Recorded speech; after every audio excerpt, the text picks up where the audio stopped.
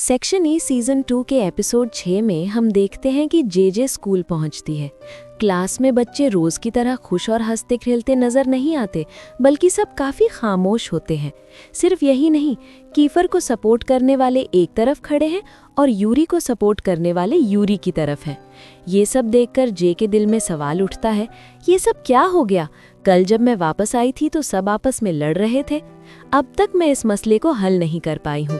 उनका लड़ना और फिर दोबारा मिल जाना कोई नई बात नहीं है, लेकिन इस बार मामला कुछ अलग लग रहा है। इसकी असल वजह क्या है, ये मैं खुद भी समझ नहीं पा रही हूँ। क्या मैं जाकर उनसे बात करूँ? नहीं, अभी के लिए बगैर पूछे रहना ही बेहतर है। वो बता नहीं रहे, मगर साफ लग रहा है कि कोई मसला ज़रूर है। मुझसे छुपाकर रखना मुझे बिल्कुल भी अच्छा नहीं लग रहा। वो दिल में ठान लेती है कि उनका राज खुद ही मालूम करूंगी। ये सोचकर वो बैग खोलती है तो अंदर एक चॉकलेट का डब्बा होता है। ये आंटी ने ही रखा होगा, क्योंकि मैंने उनके बैग में पहले भी बहुत सारी चॉकलेट्स देखी थी। वो चॉकलेट का डब्बा निकालकर टेबल पर रख देती है और सीएन को आवाज़ देती है। सीएन जैसे ही चॉकलेट का डब्बा देखता है, फौरन पूछता है, ये मेरे लिए है, और लेने आता है। जे कहती है, मैं तब दूंगी जब तुम मेरे सवाल का जवाब दोगे। सन कहता है, मैं तुम्हारे सवालों का जवाब नहीं दे सकता, तुम ही रख लो, और वो वहां से मुड़ जाता है। जे चुप नहीं रहती, वो एक चॉकलेट निकालकर खा लेती है। क्लास में मौजूद सब बच्चे उसे देखने लगते हैं। फिर वो एक और चॉकलेट निकालती है, सबको दिखाती है और सीधी सीएन के पास ले आती है। वो मुंह खोलकर चॉकलेट लेने आता है, लेकिन जे उसे देने के बजाय खुद खा लेती है। वो सबके सामने जानबूझकर चॉकलेट्स खाती रहती है ताकि सबको जलाए। इसी दौरान कीफर की तरफ से मैसेज आता है, बस करो, रोक दो। वो मैसेज देखकर भी जे कोई खास तवज्जो नहीं देती और दोबारा बच्चों को चॉकलेट खाकर चिढ़ाना शुरू कर देती है। आखिर में सीएन मिन्नत करता है, कम से कम एक पीस तो दे दो। जे सारे चॉकलेट के डब्बे दिखाकर कहती है, मैं तुम्हें सब दे दूंगी, बस मेरे सवाल का जवाब दे दो। बाकी लड़के सन को कहते हैं, छोड़ यार, हम खुद चॉकलेट खरीद लेंगे, कुछ मत बताना। लेकिन जे और ज्यादा सन को तंग करने लगती है। आखिरकार एक वक्त ऐसा आता है कि सीएन उसके कान में आहिस्ता से कहता है, कीफर और यूरी के दरमियान लड़ाई हो गई है, हम सब जिसे पसंद करते हैं उसी को सपोर्ट कर रहे हैं। ये सुनकर जे दिल में सोचती है, तो यही हुआ था। लेकिन वो कहती है कि सेक्शन ई में ऐसा नहीं होना चाहिए था। फिर वो उससे पूछती है कि असल मसला क्या है। कीफर सन को इशारा करता है कि कुछ मत बताओ। यूरी की तरफ वाले लड़के कहते हैं, तुम ही सच बताओ। दूसरी तरफ वाले लड़के कहते हैं, चुप रहो, और बात मजीद बिगड़ने लगती है। एक ग्रुप दूसरे से कहता है कि तुम लोगों की वजह से ही सीएन को बिला वजह मसला पेश आ रहा है। ये देखकर जे समझ जाती है कि अगर बात को और बढ़ाया गया तो मसला ज्यादा हो जाएगा, इसलिए वो सीएन को चॉकलेट का डब्बा दे देती है। उसी वक्त टीचर आ जाते हैं और एग्जाम शुरू हो जाता है। जे दिल ही दिल में सोचती है कि जल्द ही हम रिट्रीट पर जाने वाले हैं, तब सब एक हो जाएंगे। एग्जाम खत्म होने के बाद सब बच्चे सर को पेपर देकर चले जाते हैं, लेकिन जे अभी भी बैठकर लिखती रहती है। टीचर उसके पास आकर कहते हैं, पुराने स्कूल में कुछ पेपर्स पर साइन करवाने हैं, मंडे तक लाकर दे देना। ये कहकर वो उसका टेस्ट पेपर भी ले जाते हैं। घर जाकर जे सीएन को मैसेज भेजती है, मैंने जो सवाल पूछा था उसका जवाब दो, वरना मुझसे बात मत करना। तब सीएन कॉल करता है और कहता है, मैं नहीं चाहता कि ये मसला मेरी वजह से और बड़ा हो। जे कुछ कहना चाहती है, लेकिन वो उसकी बात सुने बगैर ही कहता है, मुझे माफ कर देना, और कॉल काट देता है। उसके बाद एला घर आती है। लगता है वो खास तौर पर जे से बात करने ही आई है। एक लम्हे के लिए वो सोचती है कि बात करनी चाहिए या नहीं, फिर फैसला करके जे के कमरे में चली जाती है। कमरे में जाकर वो देखती है और कहती है, अच्छा कमरा है। जे पूछती है, तुम यहाँ क्या कर रही हो? एला पूछती है, सुना है तुम और कैफर एक दूसरे से मोहब्बत करते हो। फिर यूरी था क्या? जे पूछती है, यूरी से क्या मतलब? एला कहती है, तुम्हें तो यूरी पसंद नहीं था, फिर उससे शादी क्यों करने जा रही हो? जे जवाब देती है, ये सवाल उससे जाकर पूछो, मुझसे मत पूछो। तब एला अपने बैग से अंगूठी का डब्बा निकालती है और देखते हुए कहती है, मुझे यूरी के बारे में सब पता है, वो अब भी पुरुम्मीद है, वो बगैर किसी वजह की उम्मीद नहीं रखता। जे पूछती है, आखिर तुम कहना क्या चाहती हो? तब एला कहती है कि यूरी से बात करना बंद करो, तुम उसे दुख पहुंचा रही हो। ये सुनकर जे तालियां बजाते हुए तंज करती है, वाह, ये बात कौन कर रहा है, जरा देखो, तुम ही तो वो पहली लड़की थी जिसने उसे सबसे पहले तकलीफ दी थी, ये बात भूल गई हो क्या? एला कहती है, तुम्हें नहीं पता कि असल में क्या हुआ था, इसीलिए इस तरह की बातें मत करो। इसी वक्त जे दरवाजा खोलती है और कहती है, बाहर चली जाओ। एला जवाब देती है, तुम्हें मेरे बारे में कुछ नहीं पता, इसीलिए ऐसी बातें मत करो। जे कहती है, और तुम्हें भी मेरे बारे में कुछ नहीं पता, इसीलिए चुप रहो और यहाँ से निकल जाओ। ये सुनकर एला वहाँ से चली जाती है, लेकिन जाते जाते जे से कहती है, कैफर के साथ रहने का तुम्हें एक दिन जरूर अफसोस होगा, क्योंकि वहाँ पहले से मैं थी। इसके बाद सब लोग रिट्रीट पर जाते हैं। इसी दौरान यूरी को एला की तरफ से एक मैसेज आता है कि वो उससे अलग से बात करना चाहती है। मैसेज देखने के बावजूद यूरी कोई जवाब नहीं देता। दूसरी क्लास की रिया और 2 और लड़कियां भी वहां आती हैं। रिया को वो जगह बिल्कुल पसंद नहीं आती, इसलिए वो बाकी दोनों लड़कियों को साथ लेकर वहां से चली जाती है। फिर सब मिलकर बहुत सारी तस्वीरें खींचते हैं। रात को सब लोग टेंट लगाकर वहीं रहते हैं। जे टेंट लगाने में मुश्किल महसूस करती है, तब कैफर आकर उसकी मदद करता है। इसी दौरान जे उसे बताती है कि कल उसे पुराने स्कूल जाकर कुछ डॉक्यूमेंट्स पर साइन करवाने हैं। ये सुनकर वो कहता है, मैं भी तुम्हारे साथ आऊंगा, लेकिन जे मना कर देती है।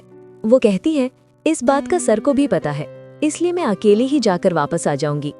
कैफर कहता है, जिद मत करो जे, अगर कोई मसला हो गया तो क्या करोगी, मैं तुम्हारे साथ आऊंगा। इसी वक्त यूरी भी आकर कहता है, मैं भी साथ चलूंगा। जे कहती है, मैं कल सुबह बताऊंगी, और दिल ही दिल में सोचती है, अगर ये दोनों जिद करेंगी तो इनके जागने से पहले ही मैं चुपके से जाकर वापस आ जाऊंगी। इसी दौरान सीएन खाना लेने जाता है और जे भी खाने के लिए चली जाती है। उसके जाने के बाद कैफर एड्रिक्स को बुलाकर कहता है कि कल सुबह जे पर नजर रखना। अगले दिन सुबह जे अपने कहे हुए प्लान के मुताबिक सबको पीछे छोड़कर अकेली पुराने स्कूल चली जाती है। एंट्री पर मौजूद सिक्योरिटी गार्ड से बात करते हुए वो उसे देखकर पूछता है, जे क्या तुम यही हो? जे मजाक में कहती है, नहीं, मैं मेरा होलोग्राम हूँ, आप कैसे हैं? गार्ड दोबारा पूछता है, वाकई जे हो? यहाँ क्यों आई हो?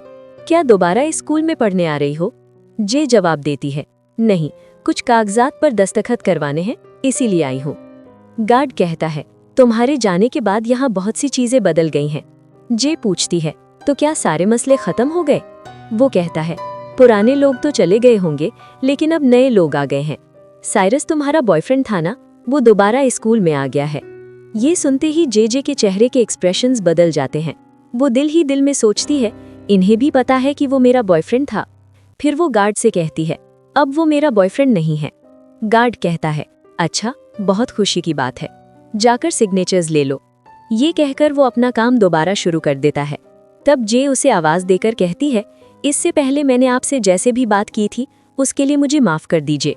वो जवाब देता है, कोई बात नहीं, इन सब बातों को मत सोचो, बस एक बात हमेशा याद रखना, हमेशा केयरफुल रहना, यही सबसे अहम है। जे सर हिलाकर हाँ कहती है और दस्तखत करवाने के लिए अंदर चली जाती है।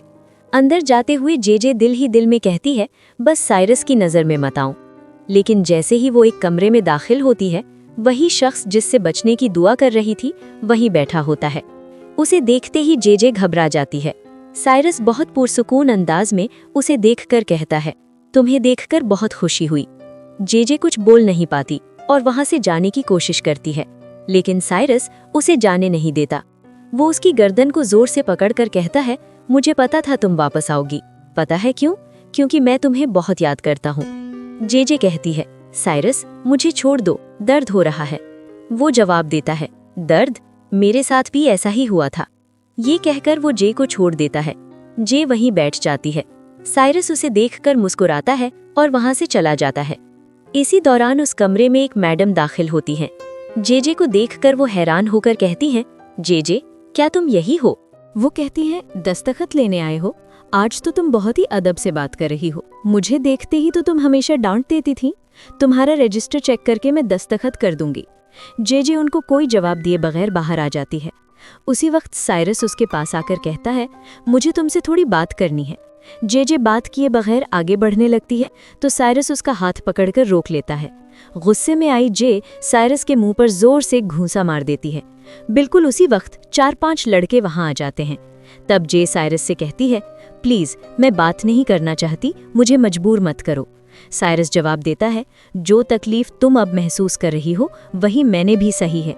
अचानक एक लड़का दौड़कर आता है और जे की टांग पर लात मारता है, जिससे जे नीचे गिर जाती है। इसके बाद 4-5 लड़के जे को पकड़कर रोक लेते हैं और साइरस जोर से घूंसा मारने ही वाला होता है। बिल्कुल सही वक्त पर केफर और यूरी वहां पहुंच जाते हैं और साइरस को पकड़ लेते हैं। दोनों मिलकर साइरस को नीचे गिरा देते हैं। इधर जे उसे पकड़ने वाले लड़कों को जोरदार धक्का दे देती है। इसी दौरान बाकी दोस्त भी वहां आ जाते हैं और आते ही साइरस के दोस्तों को काबू में कर लेते हैं। तब डेविड आकर जेजे को उठाता है और पूछता है, क्या तुम ठीक हो? बुरी तरह पिट चुका साइरस इन सबको देखकर गुस्से में कहता है, तुम लोगों का जेजे से आखिर क्या रिश्ता है? इस पर लड़के जवाब देते हैं, वो हमारी क्लासमेट है, हमारी दोस्त है और हमारे फैमिली की एक मेंबर है। इसके बाद यूरी कहता है, वो हमारी सेक्शन ई की अमानत है। आखिर में केफर कहता है, वो मेरी है। ये सुनकर साइरस कहता है, तुम लोगों ने ही तो उसे मेरे पास वापस भेजा था, मैंने उसके साथ तस्वीरें भी ली हैं। ये बात सुनकर केफर को बहुत गुस्सा आता है और वो दोबारा साइरस को मारने लगता है, लेकिन जे उसे रोक लेती है। केफर पूछता है, क्यों रोका? जे कहती है, वो अभी अभी हॉस्पिटल से डिस्चार्ज होकर आया है, अगर दोबारा कुछ हो गया तो क्या करेंगे? लड़के हंसते हुए कहते हैं, तो फिर दोबारा उसे हॉस्पिटल भेज देते हैं। इसके बाद केफर जे को उठाकर ले जाता है और जाते हुए उसके माथे पर किस करता है। ये देखकर यूरी बहुत उदास हो जाता है। फिर सब लोग कैंप वापस आकर खाना खाते हैं। इसी दौरान डेविड जेजे के पास आकर पूछता है, क्या तुम वाकई हॉस्पिटल नहीं जाना चाहती? जे कहती है, अगर ये बात ऑर्गेनाइजर तक पहुंच गई तो बिला वजह मसला हो जाएगा, इसीलिए मैं इसे यहीं छोड़ देना चाहती हूँ। इसी वक्त यूरी आकर उसके सामने बैठ जाता है। डेविड कहता है, अगर तुम्हें किसी चीज की जरूरत हो तो बिला झिझक बताना। यूरी जेजे के सामने बैठा होता है। ये देखकर क्या केफर खामोश रहता है? वो फौरन जेजे के लिए खाना ले आता है और यूरी के पास बैठ जाता है। जे कहती है, मुझे खाना नहीं चाहिए। केफर जवाब देता है, अगर तुमने खाना नहीं खाया तो मैं तुम्हें हॉस्पिटल ले जाऊंगा। ये सुनकर डेविड उठकर वहां से चला जाता है। फौरन केफर जाकर जेजे के पास बैठता है और कहता है, अब इसके बाद तुम अकेली कहीं नहीं जाओगी, जब भी जाना हो किसी न किसी को साथ लेकर जाना होगा। जे पूछती है, क्यों, किस लिए? और वो आगे कुछ कहने ही वाली होती है कि केफर कहता है, तुम्हें पता है ना कुछ वक्त पहले तुम्हारे साथ क्या हुआ था? अगर हम वहां ना पहुंचते तो क्या हो जाता? अभी तक तुम हॉस्पिटल में इलाज करवा रही होती। जे कहती है, मुझे नहीं पता था कि ऐसा हो जाएगा, लेकिन कुछ भी तो नहीं हुआ ना। केफर कहता है, अगर ऐसा है तो फिर साइरस ने जो किया उसे क्या कहेंगे? यूरी कहता है, मुझे लगा साइरस अभी भी हॉस्पिटल में है। जे जवाब देती है, वो कुछ दिन पहले ही डिस्चार्ज हुआ है, इसीलिए स्कूल आया था। केफर पूछता है, तो क्या ये बात तुम्हें पहले से पता थी? यूरी पूछता है, कहीं तुम उसे देखना तो नहीं चाहती थी? ये सुनकर जे चौंक जाती है और कहती है, क्या, ऐसा कैसे हो सकता है? मैं ना उसे देखना चाहती थी और ना ही उससे बात करना चाहती थी। केफर फिर पूछता है, फिर वहां क्यों गई थी? कहीं तुम उसे देखने ही तो नहीं गई थी? जे गुस्से में कहती है, मैं क्यों उसे देखने का सोचूंगी? ये कहकर वो बारी बारी केफर और यूरी को देखती है और पूछती है, क्या तुम दोनों उससे जेलस हो रहे हो? यूरी फौरन कहता है, नहीं, और केफर साथ ही कहता है, हाँ। दोनों एक ही वक्त में जवाब देते हैं, जिससे जे कंफ्यूज हो जाती है और कहती है, आखिर तुम दोनों मसला क्यों बना रहे हो? तुम्हारे गुस्से की असल वजह क्या है? यूरी जवाब देता है, अभी तक तुम्हें समझ नहीं आया, तुम जख्मी हो गई थी, इसीलिए हम गुस्से में हैं, क्योंकि उस वक्त हम तुम्हें बचाने के लिए वहां मौजूद नहीं थे। जे यूरी की एक्सप्लेनेशन सुनती है। उसके बाद वो केफर से भी वजाहत मांगती है। केफर कहता है, मुझे तुमसे जेलसी है। जिस लड़की को तुम पसंद करते हो उसे उसके एक्स बॉयफ्रेंड के पास देखना किसी लड़के को भी पसंद नहीं आएगा। जे फौरन जवाब नहीं दे पाती। इसी वक्त केफर उसके पास बैठे लड़कों से कहता है, तुम लोग जवाब दो। लड़कों में एक कहता है, यकीनन मुझे जेलसी होगी।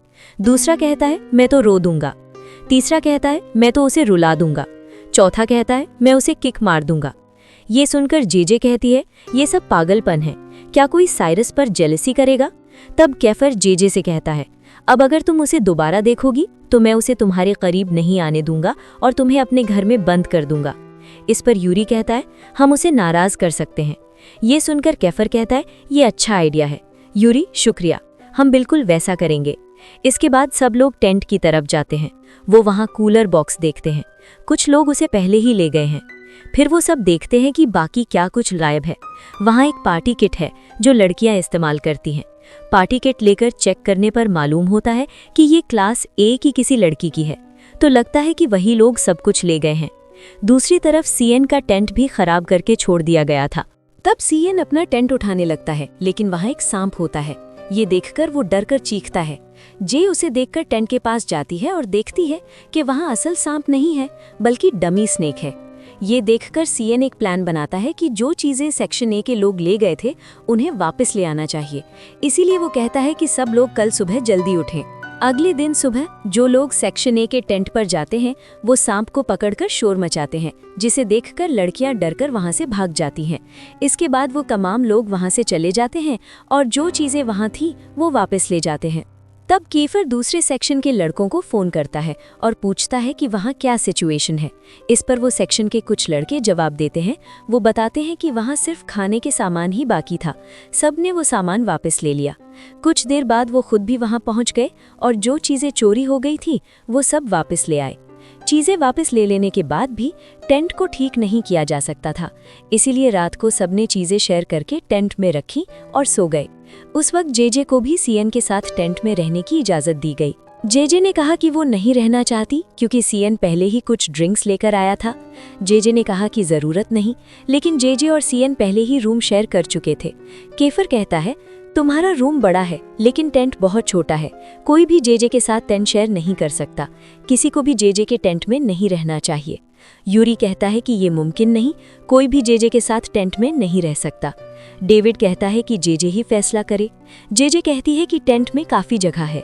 केफर कहता है कि तुम जैसा चाहो वैसा कर लो। इसीलिए जेजे और सीएन एक ही टेंट में रहते हैं। अगले दिन जब वो लोग नहाने के लिए जाते हैं, जे अपने दोस्त रॉकी से मिलती है। रॉकी से पूछती है, क्या कैंप साइट पर सांप नहीं था? वो कहती है कि वहाँ सांप नहीं था। जे का गला रेड हो गया था। ये देखकर वो लोग पूछते हैं कि तुम्हें किसने जख्मी किया?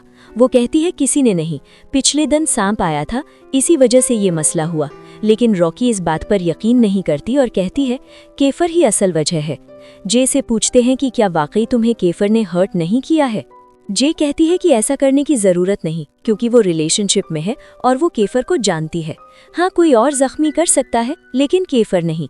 जे पूछती है कि क्यों लोग समझते हैं कि केफर उसे हर्ट करेगा, क्योंकि वो पहले भी ऐसा कर चुका है। इसके बाद सब खाने के लिए जाते हैं। जे खाने के साथ जाती है। रिया आकर उसे थप्पड़ मारने वाली होती है लेकिन थप्पड़ नहीं मारती। जे डरती है क्योंकि अगर रिया मारती तो बहुत बुरा होता। जे कहती है कि मीका, रिया को रोको और रिया अपनी बात बंद करे। उसी वक्त यूरी आ जाता है। जे रिया से कहती है कि कोई मसला नहीं चाहिए, लेकिन रिया नहीं मानती। जे रिया को रोकने की कोशिश करती है।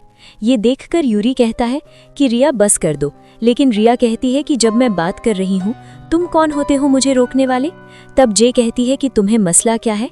देखो, इसी वजह से मेरे लिए प्रॉब्लम्स खड़े होता है। जे उसे देखकर कहती है कि मुझे एम्बैरस कर रही है। तब फेलिक्स रिया से कहता है कि तुम्हें क्या मसला है, बस करो। वो कहती है फिर वो मुझसे इस तरह क्यों बात कर रही है? इस तरह बात करना तुम्हारे भाई को पसंद नहीं आएगा। ये सुनकर जे दिल ही दिल में सोचती है, भाई ये पर्सी के बारे में बात क्यों कर रही है? अब अचानक पर्सी का जिक्र क्यों? क्या इसे पर्सी के बारे में कुछ मालूम है? यहाँ क्या हो रहा है? मेरा भाई कब का यहाँ से चला गया है? तब जे पूछती है, क्या वो पर्सी की बात कर रही है? फौरन रिया कहती है, क्या तुमने उसके बारे में नहीं सुना है? क्या तुम्हारे दोस्तों ने नहीं बताया? क्या उन्होंने ये भी बताया कि तुम्हारे दोस्तों ने मेरे साथ क्या किया? वो कहती है, तुम नहीं चाहती कि मैं ना कहूँ ताकि दूसरे लोग ना सुने, है ना? आखिर तुम्हें क्या चाहिए? जब तुम्हें पता चलेगा कि उन्होंने मेरे साथ क्या किया तब मैं तुम्हारा रिएक्शन देखना चाहती हूँ। ये कहकर वो चली जाती है। तब जे वहाँ मौजूद लोगों से पूछती है कि आखिर मामला क्या है? इस पर केफर कहता है, हम बहुत थके हुए हैं, बहुत भूख लगी है, क्या हम इस बारे में बाद में बात कर सकते हैं? वो पूछती है, अभी क्यों बात नहीं कर सकते? यूरी भी कहता है, बाद में बात करेंगे। जे पूछती है, आप बात करने से क्यों झिझक रहे हैं? वो कहते हैं, क्योंकि वो गलत था, हमसे जो गलती हुई तुम्हें उसके बारे में जानने की क्या जरूरत है? ये सुनकर जे को गुस्सा आ जाता है। वो कहती है, मैं कौन हूँ तुमसे सवाल करने वाली? मैं कौन हूँ तुम्हारे बारे में सोचकर फिक्र करने वाली? जाओ, सब भाड़ में जाओ। ये कहकर वो चली जाती है। इसके बाद जे सोचती है कि वो अकेले रहना चाहती है और वहाँ से चली जाती है। दूर उसे कोई लड़की बैठी हुई नजर आती है। वो उसके पास जाती है। करीब जाकर लगता है कि वो रो रही है। गौर से देखती है तो वो और कोई नहीं बल्कि रिया होती है। जे रिया के करीब जाकर आवाज देती है। रिया उसे देखकर दोबारा कहती है, फिर तुम्हें क्या चाहिए? जे कुछ नहीं कहती और खामोश खड़ी रहती है। रिया कहती है, अगर तुम कुछ देर पहले जो हुआ उसके बारे में बात करने आई हो तो बराए करम यहाँ से चली जाओ, मैं बहस करने के मूड में नहीं हूँ। फौरन जे प्रिया के पास बैठ जाती है और कहती है, रिया, जो तुमने थोड़ी देर पहले कहा था ना, वो मुझे बिल्कुल समझ नहीं आया। वो कहती है, मुझे लगा था कि शायद तुम्हारे दोस्तों ने तुम्हें बताया होगा। जे नहीं में सर हिलाती है। फिर प्रिया कहती कहती है, मेरे एक्स पर्सी के जाने के बाद सबसे पहले यूरी ही था जिसने मुझसे बात की। उसने मेरा साथ दिया, वो हमेशा मेरे लिए मौजूद रहा। मैं भी उसे सच्चे दिल से पसंद करने लगी थी। उसके बाद दूसरे लड़कों की तरह उसने भी मुझसे वो ले लिया जो उसे चाहिए था और मुझे छोड़कर चला गया। फिर केफर मुझसे बात करने आया। उसके मिलने पर मैं बहुत खुश हुई। बाद में ही मुझे समझ आया कि वो भी गलत था। वो मेरा बहुत ख्याल रखता था, मुझे रानी की तरह रखता था, मेरी हिफाजत करता था। लेकिन जैसे ही उसे पता चला कि मैं अब भी यूरी को पसंद करती हूँ, सब कुछ बदल गया। वो हसद करने लगा और उसने मुझे मारा। उसके बाद क्या तुम्हें मालूम है मैंने क्या किया? मैं दूसरे लड़कों के साथ बाहर जाने लगी। इसी वजह से हमारे दरमियान रोज झगड़े होने लगे। आखिरकार वो खुद तंग आ गया और हमारे दरमियान ब्रेकअप हो गया। ये सब सुनकर जे बहुत उदास हो जाती है। वो कहती है, जब तक सच नहीं जानती थी तब भी मुझे दुख था, लेकिन अब जब सच जान लिया है तो इससे भी ज्यादा दुख हो रहा है। रिया वहाँ से जाने लगती है। जे उसे गले लगाना चाहती है, लेकिन रिया मना कर देती है और वहाँ से चली जाती है। इसी के साथ ये एपिसोड खत्म हो जाती है। Thank you for watching.